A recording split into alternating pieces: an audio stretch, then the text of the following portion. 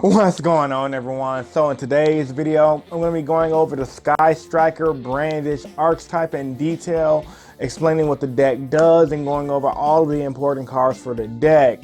Because the Brandish archetype has been tearing up the OCG and it is on its release into the TCG. I believe everything comes out in flames of destruction. So with that being said, it is something very important a lot of you guys need to know about. So if you guys don't know about that archetype, you guys found the right video. But before I get to the actual video, I'm gonna ask you guys to smash that like button. Let's try to get this video up to 100 likes. If you can, that'd be great. And if you're a new subscriber, I will invite you guys to subscribe for more Yu-Gi-Oh content. I'm uploading videos very consistently. So with all that being said, guys, without further ado, let's begin.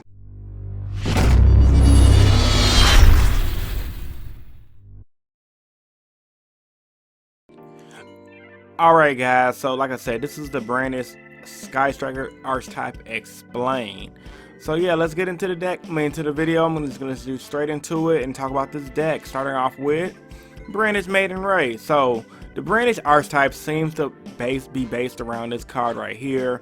This is like the only monster in the archetype because it's mainly a spell-based archetype. Her effect pretty much reads, you contribute this card, special summon one Brandish Maiden from your extra deck to the extra monster zone. If a face-up Brandish Maiden link monster you control is destroyed by battle or leaves the field because of an opponent's card effect while this card is in your graveyard, you can special summon this card. You can only use this effect of each Brandish Maiden Rei once per turn. Now the Brandish archetype did have another monster attached to it, but they don't run it. I'll just have a picture of the guy on the screen here if I feel like editing it into the video. But for her having a 1500 stat, 15 attack, and 1500 stat defense, being a level 4 and a level dark, the attribute plays a big matter into this. So yeah, it's very good for what it does. She brings herself back, and she pretty much loops the archetype herself. It's a definite 3 of in the deck, and every deck in the OCG runs 3. And her effect, just replacing herself, is good. So yeah, Brandish Maiden Rei, key card to the deck. If you're playing against the deck, Prohibition will probably be a good card to call against this card. Next up, Brandish Startup Engine. Now, the Brandish spell cards for the archetype had a bunch of different ones. For the sake of this video, I'm only going to use the important spell cards that I found used consistently in tournaments. So I feel like there's no really point of talking about the other stuff if they're not used that much. Like I said, Startup Engine right here has an amazing effect. If you control no monsters in your main monster zones, add one Brandish card from your deck to your hand. Except Brandish Startup Engine, then if you have 3 or more spell cards in your graveyard, you can draw 1 card. Now the thing I like about this archetype is all of their spell cards have effects that if you have 3 or more spell cards in your graveyard, you draw 1 card. So ultimately, a great card to run in this deck is Upstart Goblin. You guys already know Upstart Goblin, you pay 1,000. No, I'm sorry, you get your opponent 1,000 life points to draw 1 card. It synergizes well with this deck. I mean, I guess you can probably think about Pot of Desires as well, but anything drawing or just shifting through your deck like Spellbook Circle or whatever, the Spellbook cards will be good for the archetype because you can use their secondary effects, but all their spells seem to have about 2 effects. Next up, Brandish skill Afterburner. If you control no monsters in your main monster zones, target 1 face-up monster on the field, destroy it. Then if you have 3 or more spells and traps in your graveyard, you can destroy 1 spell and trap on the field. So pretty much, if you control no monsters in your main monster zone, you target a face-up monster on the field, destroy it, which is ultimately good. It's a normal spell. Then once you stack your graveyard with spells, so pretty much mid to late game, you can pop a spell/trap card in the field. Pretty much you're getting 2 for 1. You starting a plus on the opponent. This card is really good. I believe it's random as a 1-of because it is kind of conditional and it's not a quick play. So what can you do about that one? Next up, Brandish skill Jamming Wave. So the first effect, if you control no monsters in your main monster zone. So they pretty much all have that. If you control no monster in your main monster zone, do XYZ. Target 1 set spell and trap card on the field, you pop it. Then if you have 3 or more spell and trap cards in your graveyard, you can destroy 1 monster on the field. So kind of a reverse of Afterburner. They pretty much do the same thing, just in reverse. Like I said, I believe these both are 1-ofs from the decks I looked at. So yeah, they're pretty good for what they do, but only as a 1-ofs because they're very conditional. Next up, Brandish Mecha Window Anchor. Now, if you control monsters, same thing. Target 1 effect monster on the field. It has this effect negated into the end of this turn.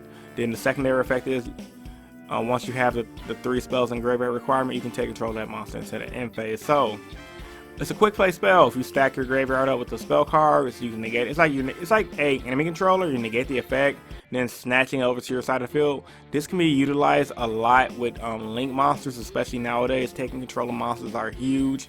Cards like Mind Control is really good, especially for specific situations like linking up to make a Borlo Dragon, a Deco Talker, etc. So negating monster effects and taking control is really good for what it does.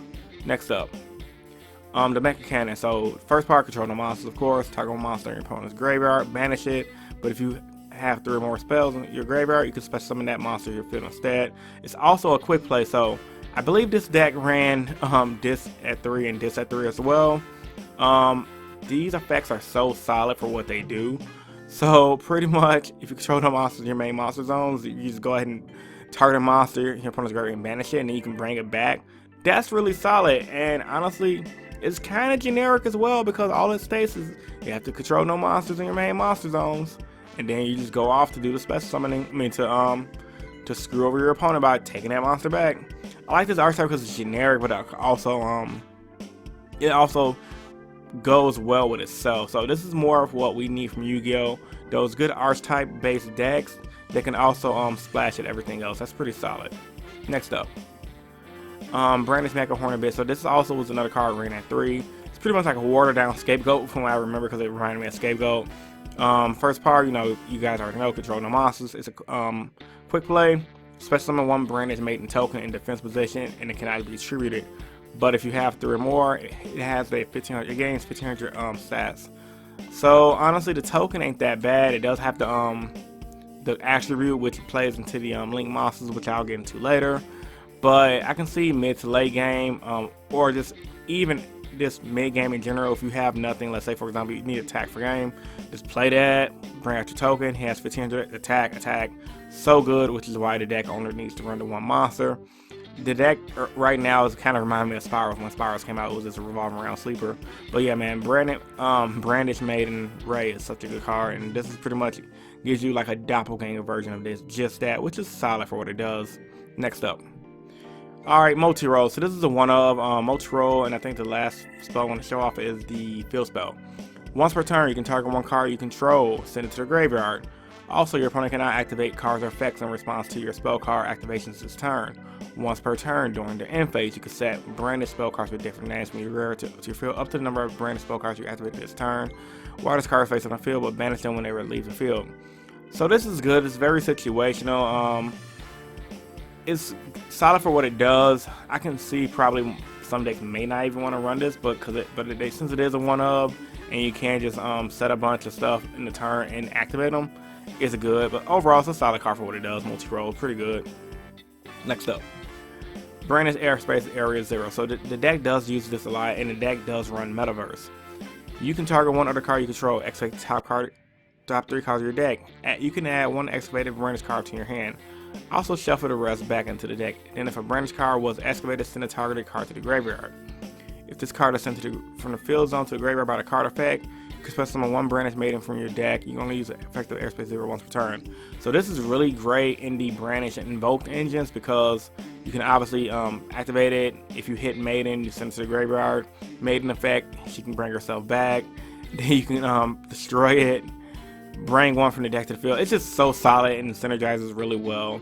I mean, you're gonna more than likely excavate a Brandish card to your hand, because you are playing a lot of the spells and traps, because that means a lot of the spells, because this deck does run a lot of spells. Solid card overall. Now we're gonna get into the link monsters, and the link monsters pretty much make the deck do what they do. The first one is Brandish Maiden Kagari. So 1 non-fire Brandish Maiden monster. You can only special summon Brandish Maiden Kagari once per turn. If this card is special summoned, you can target 1 Brandish spell card in your graveyard added to your hand. Gains 100 attack for each spell card in your hand. So you need 1 non-fire Brandish Maiden monster to bring her out. So pretty much you bring out Brandish Maiden, Rei. She's a dark, so that lets me know that they might make more Brandish Maidens in the future. You bring out Brandish Maiden Rei, turn her into this, grab one of your Brandish Maiden spells from your graveyard to your hand that you can use again. Let's say, for example, you can bring back a Shark Cannon, you can bring a Window Anchor, or you can bring back an Afterburner to pop a card and pop a spell and trap. So good. something that you've been through before, and it's gonna help you out. And then you can gain 100 for each spell card in your graveyard. So the deck does revolve around the spells. So by boosting her stats up by having all those spells in your graveyard, it's definitely something very consistently. Now this is where it gets really nutty, because you guys already know you guys can link from other monsters with different link monsters. You can also bring out Brandish Maiden Shizuku. Same thing, one non-water Brandish Maiden monster. So you can't go Shizuku into Shizuku. You gotta go Shizuku from this or Rei into either one of these. You can only special summon Brandish Maiden Shizuku's once per turn. Monsters your opponent controls loses 100 attack and defense for each spell card in your graveyard once per turn during the end phase. If this card is summoned this way, you can add one Brandish spell card from your deck to your hand with a different name from every card in your graveyard. So let's read that last part one more time. You can add one Brandish spell card from your deck to your hand with a different name from every card in your graveyard. So they kind of toned it down with this one. This pretty much helps you tutor through your deck with stuff you didn't have. So let's say if you burned through half of your graveyard and there was a one great card you wanted to get, let's say for example a Multirole to go off, or an airspace 0 that's to go off, you can do that with this one and then link into this one, which is so good, which is why once again I like the fact that they've done this for this archetype.